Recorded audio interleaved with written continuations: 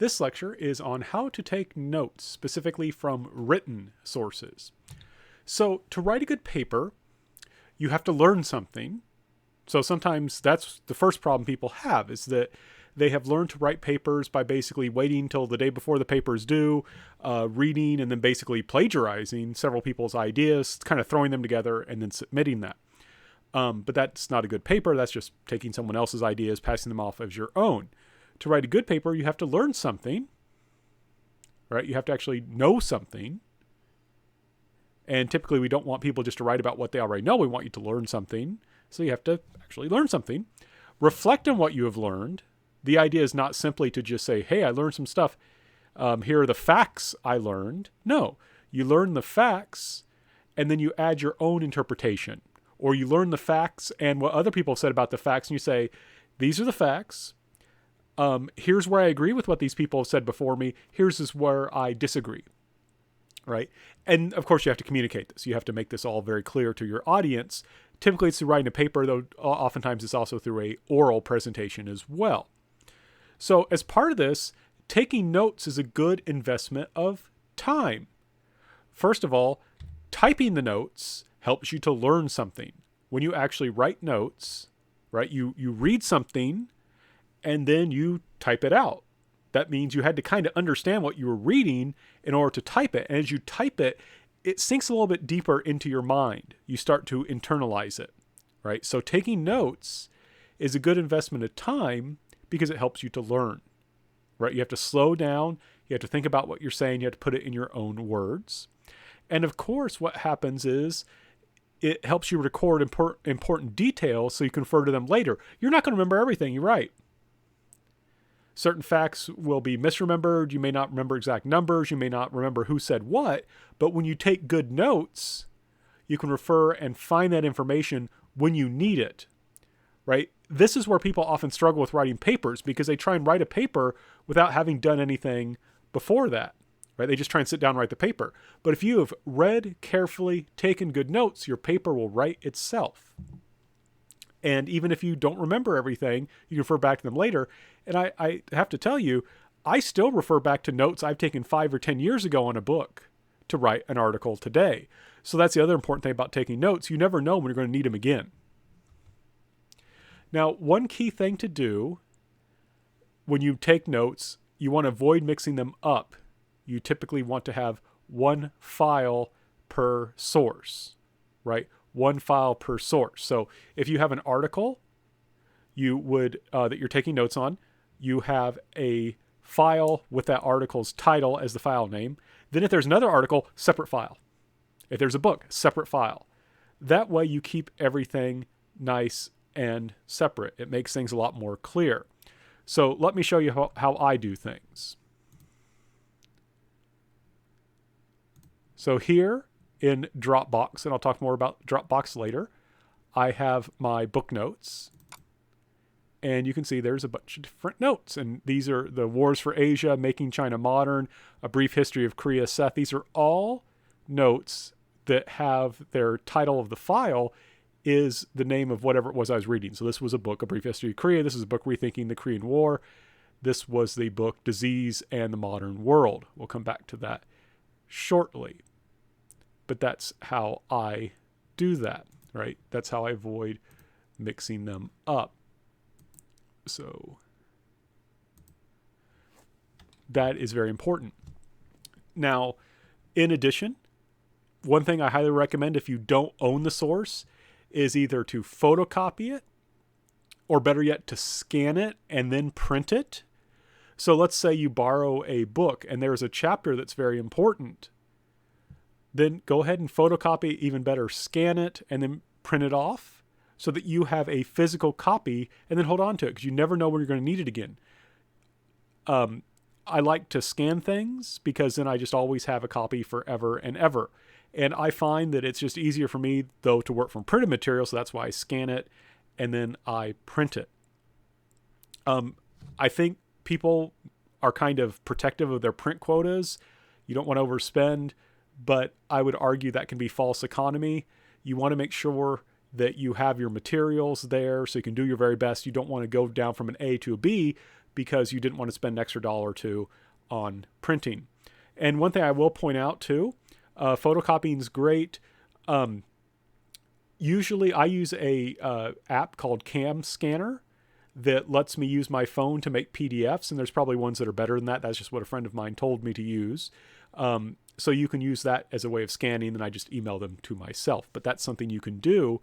And that's also, if you're the kind of person who likes to highlight or write notes in the margin, you don't want to do that to a library book, right?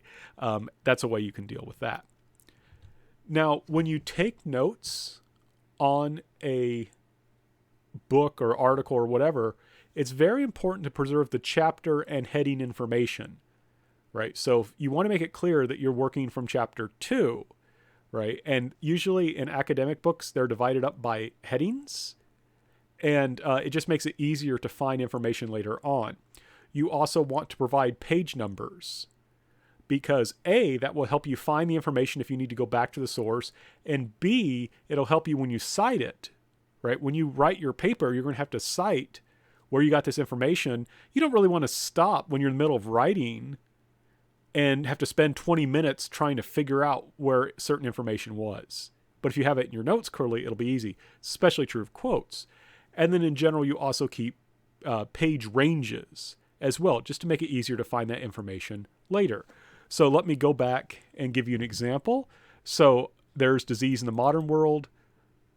I'm going to pull up that file. Don't know why it wanted to do that. There we go. So there's disease in the modern world. Notice I went on ahead and just put it in the correct citation. That's the footnote citation format, but I could easily make that into the bibliographic citation format. But I have that information preserved. So even if I didn't have access to the book, I've got it there when I need to make my footnote or bibliography. But there I've got the heading, Introduction, pages 1 to 14. And there you can see I've taken notes. Here I'm quoting. So notice I put a page number there.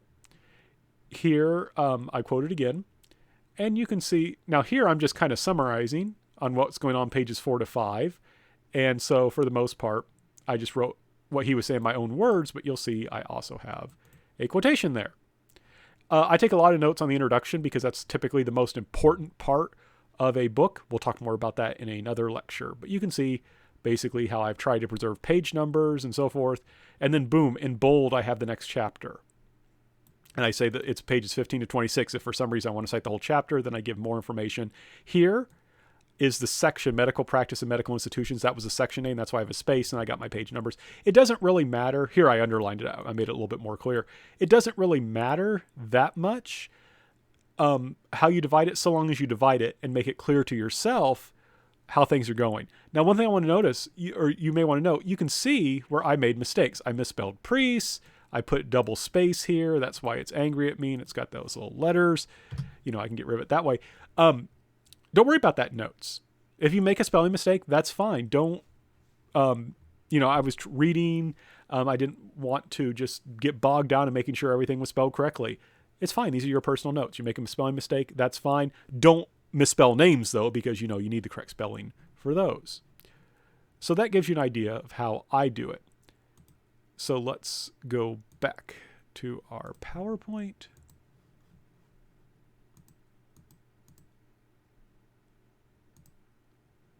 All right. So as a general rule, I think for each paragraph you have in an article or a book, you should have one sentence or bullet point, right? In good historical writing, each paragraph has a point, maybe a couple points, but each paragraph typically has 1 point or more. And so one paragraph, one sentence or bullet point. And if it doesn't seem that important to your question, you don't have to go into great detail. If it's not that important to your research, you don't have to go into big detail. You could just make it very brief. You can skim through it very quickly and then go back later because you'll have kind of made a map for your notes, right? Your notes are kind of a map to a book. So you can go back and say, oh, that thing I didn't think was that important. I made a note that it was there. Now I realize it's important. I'm going to go back and read it more closely. So I need to show you how I take notes. This is, usually I have more light here. I had to kind of play with the light to make so you can see a little bit better. But there's my computer screen. There's my keyboard and mouse. I use a dual screen, so I can have a screen here and a screen here. That's very helpful if you're taking notes from like a PDF, right? You would have the PDF open here, and then you would take notes here. But when I was doing the Disease in the Modern World book, I have one of these fancy things. Do I have it? I don't have it handy. Or yeah, actually I do. Let me show you how this works. There we are. So I hope you can see this because I can't actually see myself. But this here is I bought it in Korea, but you can put a book flat on it, and then you put these little things, and they hold the book open for you, and they're really, really nice. So that's what I use, and that's why I have here. So it holds the book open so I can take notes. And I think you can get things like that on Amazon. Again, that may cost money, but if you lose, over time, you may lose several hours of work by constantly dropping your book when you're trying to hold it open. This is a good investment, I find, a lot of the time. So that's something to think about. But and then of course you always want to make sure you have plenty of light, because eye strain is real. I think I spent like $30 for this light. It's really awesome, and just makes it a lot easier to study. The last thing I want to mention about notes is you want to make sure that you back up your notes frequently. You do not want to lose that stuff. That stuff is very important. There's lots of different ways you could do this. You could back it up on you could have it saved to your computer, and then save it also to USB, so you've got 2 copies. You can also buy, for not very expensive, you can buy external hard drives. Sometimes like a terabyte, I think it's like $30 or $40. You can buy one of those, put all your stuff on there. I usually back up my computer every week, just to make sure I don't lose that information. If your computer crashes, that's disastrous.